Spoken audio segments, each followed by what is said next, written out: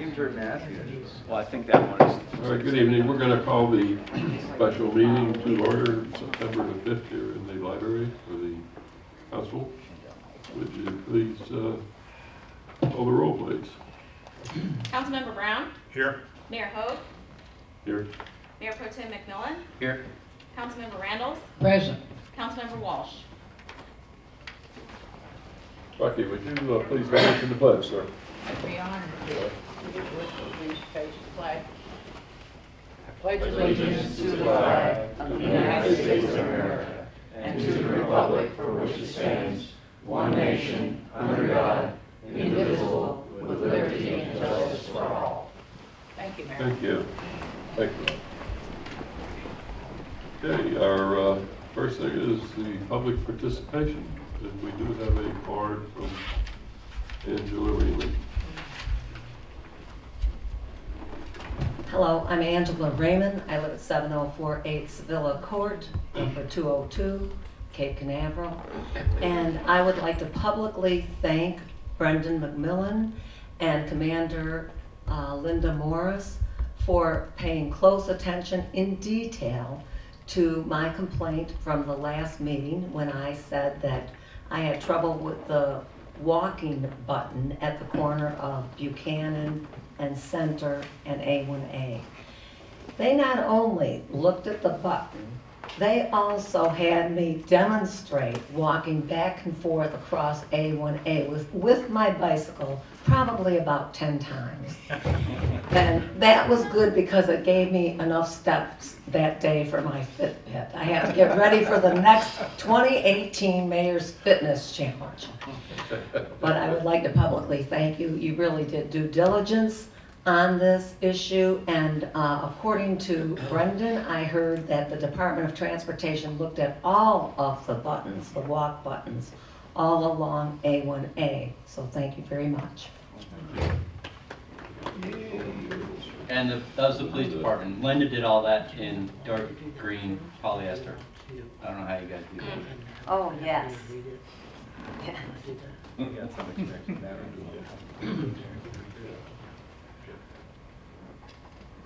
Okay, our next thing on the agenda is our public hearing.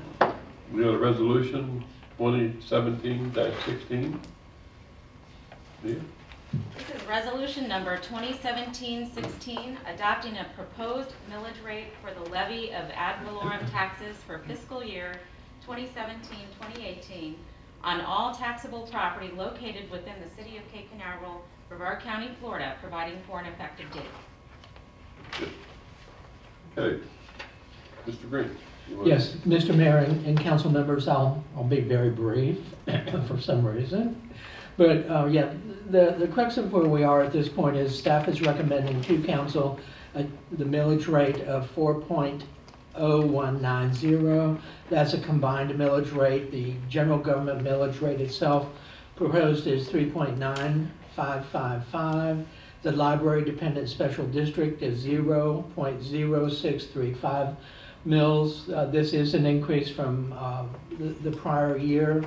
In this particular instance, the city is still in a position to retain its long-term standing as being one of the lowest tax or millage levy cities in Brevard County. I think we still are, this ranks us in among the area of the three. So we're part of the bottom three, or the best three, if you will, from a tax and millage levy viewpoint. This allows us, of course, to present a balanced budget with sufficient funds to move forward with council's goals and objectives and those expressed by the community as part of the visioning effort. And most recently, the council staff retreat that was held earlier this year. Again, all of this ties together into the operating budget, the capital budget, the 5-year CIP, and the millage rate. And this provides sufficient cash flow for us to feel comfortable additionally with having made the revenue pledge of the state shared revenues for the financing that was done for the capital improvements of the multi-generational facility as well as the Cape Center. And I would envision as time goes on, we do have some uncertainty, of course. As of today, we still have not received our FEMA money from Matthew. And we're scurrying about, trying to be sure we have all of our, I guess I'm going to playfully say, all of our little duckies lined up for whether or not we'll be dealing with Hurricane Irma, or I think there's at least 2 potential storms or tropical storms that may or may not go hurricane, somewhat tailing behind Irma. So I am afraid it's going to be one of those years like we've experienced from time to time as part of the joy and wonder of living in the state of Florida. But in this particular case, I think a concern that staff and the council and all of us need to be mindful of is that a year from now, basically, there will be a ballot question, or a little more than a year, but the November 18 election period will have a ballot item as to whether or not to reduce or give an additional homestead exemption, and that does have some degree of financial impact. The staff's numbers are not on the same page at this point with the impact is what we just recently received from the property appraiser's office, and I'm just going to say at this point ours are much more conservative than the property appraiser's numbers. In fact, our numbers are approximately double of the numbers that we receive from the property appraiser's office. So there will be a considerable impact to us, and that's operating under the assumption that the voters in Florida will perhaps overwhelmingly vote to give themselves a tax reduction. So that's kind of what we're looking forward to in the context of a lot of uncertainty.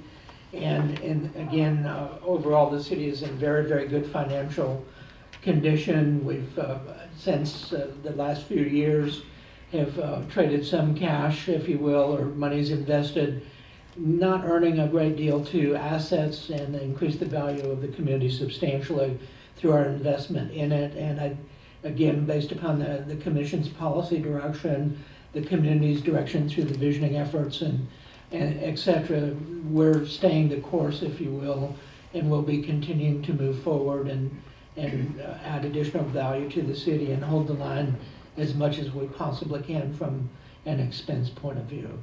So staff recommends council adopt resolution 2017-16. And I always get tangled up with that because the ordinances are just the opposite with the numbers. Okay, we're going to open this to the public, and I don't have any cards on it, but we have a public participation in this if somebody wants to say something. If not, we'll bring it back to council for discussion or passage. Mr. Chairman, if there isn't any open discussion, I don't want to take somebody, I would move for adoption of resolution number 2017-16. A second. Do we have our motion for adoption resolution 2017-16 by Mr. Randall and a second by Mr. Brown? Overall. Councilmember Brown? For the motion. Mayor Hogue? For. Mayor Pro Tem McMillan? For. Councilmember Randalls? For the motion. Okay. Our next item is ordinance 14-2017. This is the general fund wastewater. Mia, you want to take the pleasure of reading it for us? This is ordinance number 14-2017, adopting the annual general fund, wastewater enterprise fund, stormwater enterprise fund, enterprise capital fund, special revenue funds, capital project funds, and agency fund budgets for the fiscal year beginning October 1st, 2017 and ending September 30th, 2018, providing for an effective date. First reading. Okay, very, very briefly, this is a $23,285,065 budget. It is balanced, as I said earlier. Technically, it represents a decrease of 32.6% from the 16-17 budget, but it's still packed with a number of very good, solid projects that will enhance the level of service from a convenience and availability point of view for the community. Particularly, again, emphasis on the Cape Center, the multi-generation facility, and a number of other capital projects that we're still working on in the respective enterprise funds. And overall, again, the city is in very, very good financial condition. We are increasing the fund balance slightly through the dollars that are available, plus the contingency is somewhat higher than we've had from time to time over the years.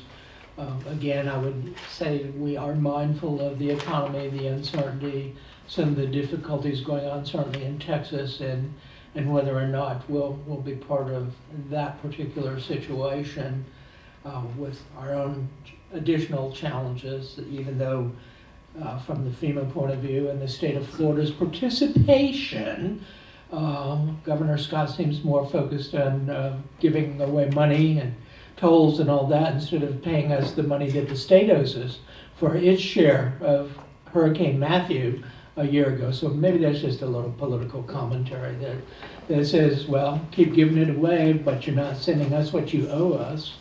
And so we were able, in all honesty, to absorb the extra expenses that we had as a result of Matthew. And I don't know how anyone else feels, but I just as soon Irma and others of her ilk go somewhere else, or burn themselves out back in the Atlantic and make a really big hook and go back the other way and run out of gas eventually. But those things are just horrific, and from a resource point of view, the effect it has on all of us psychologically and upsetting our lives. And I think probably the older I get, the more difficult it is for me to look forward to those kinds of challenges, to say the least. But anyway, I think all things are good for the city. We expect to have a very good, positive, successful year. And we recommend adoption of the ordinance. Okay, we're going to open it to the public. Megan, anybody want to speak on this? This is where we draw the line. Council, you got anything you want to discuss on it? We'll bring it back to the council. Mr. Chairman, I move understanding this is the first reading of the ordinance, and we'll be hearing it again later on. Maybe. So this is the first reading. I would move to approve ordinance number 14-2017 at the first reading. Thank you, Mr. Reynolds. Second. We have a motion by Mr. Reynolds and a second by Mayor Pro Tem McMillan to pass ordinance 14-17 at the first reading. Call the roll. Councilmember Brown? For the motion. Mayor Hogue? 4. Mayor Pro Tem McMillan? Four. Councilmember Randalls? For the motion. Okay, we will hear this again the 19th, I believe it is. Yes, it is. If we're Yes. able to. Okay, that concludes our agenda for the evening, and the next item is to adjourn. Does anybody want to make a quick report, or? Nope. I just would like to wish everybody a safe journey through this. We all don't know what's going to happen, so just pray. That's all we can do. Mr. Granger? No, as was last year, we'll be ready, and hopefully, I know staff has been doing the necessary things from our plan, you know, making sure we have fuel, and there'll be a number of other activities occurring throughout the course of the week, and storm drains and everything we can do to be prepared. And hopefully there will be no need for us to having gotten additionally prepared, shall we say, by this time or later next week. If things deteriorate and we start to get a strong sense that we will be hit, we will definitely ask the city council to pass the state of emergency declaration like we typically do. And in this instance, because of the way the timing is and what's following, or what appears to be perhaps following Irma, that we will probably have a longer period of the state of emergency being in effect to deal with the possibility of 3 events. And again, we're several days out on Irma, and we don't know yet for sure. The models seem to be pretty much all over the place. And so we're trying to be measured and being prepared without going hog wild with craziness and making it much more of an event or a political event in perhaps the state of Florida's case. So we'll kind of keep you posted on that, and the staff will work with the mayor and others to ensure that we're ready to do what's necessary as we get a little bit further down the road. Right now, we're watchful monitoring. Todd, you guys you got anything you wanna say? Dave, Todd? Nobody? Okay. Meeting's adjourned then. Thank you for coming. Put these back.